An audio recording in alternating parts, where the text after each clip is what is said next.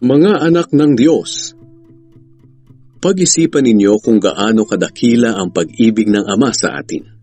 Tinawag niya tayong mga anak niya, at tunay nga na tayo'y mga anak niya.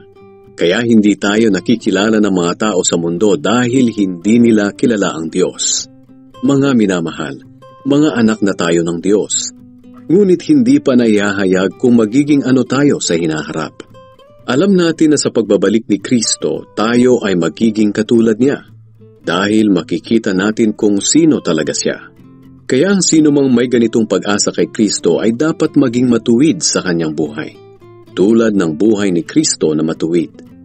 Ang lahat ng nagkakasala ay lumalabag sa kautusan ng Diyos dahil ang kasalanan ay paglabag sa kautusan. Alam ninyong si Kristo na walang kasalanan ay naparito sa mundo upang alisin ang ating mga kasalanan.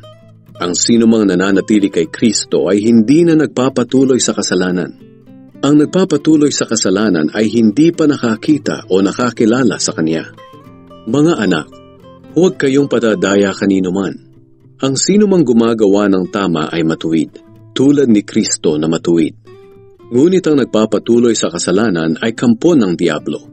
Dahil ang Diablo ay gumagawa na ng kasalanan mula pa sa simula. Ito ang dahilan kung bakit naparito ang anak ng Diyos, upang wasakin ang mga gawa ng Diablo. Ang sinumang naging anak ng Diyos ay hindi na nagpapatuloy sa kasalanan, dahil ang katangian ng Diyos ay nasa kanya na.